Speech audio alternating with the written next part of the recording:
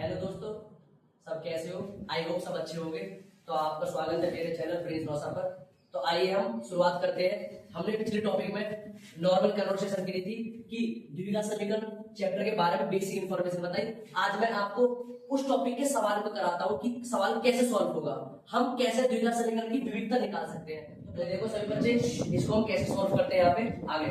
तो द्विघात समीकरण 6x² minus x minus 2 equal 0 का विविधता ज्ञात करो। हमें इसका विविधता निकालना है। तो आपको प्रॉपर सॉल्यूशन बताता हूं मैं, आपको बोर्ड में कैसे लिख कर आना है और कैसे नंबर इंप्रूवमेंट होंगे। तो आपको लिखना है दी गई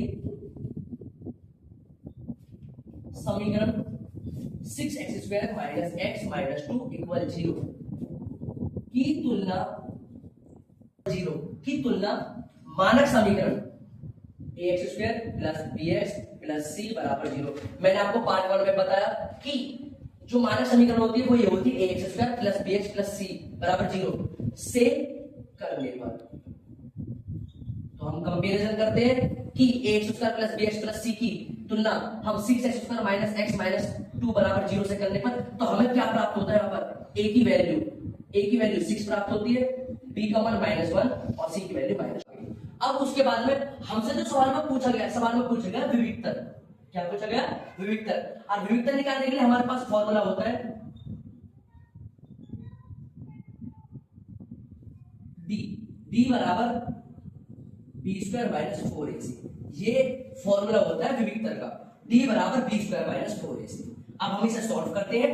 यहां पर हमें पता है b की वैल्यू -1 है, तो मैं -1 रख देता हूं, उसका स्क्वायर करता हूं। -4 इंटू a का मान 6 दे रहा था, 6 रख देंगे, मल्टीप्लाई c की वैल्यू -2।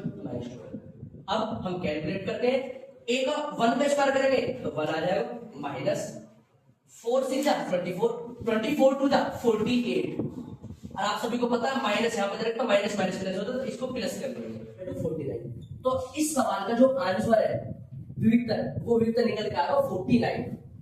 ठीक है, तो आपका ये आंसर है। तो आपको ये सवाल अच्छा लगा तो वीडियो को लाइक शेयर एंड सब्सक्राइब करें।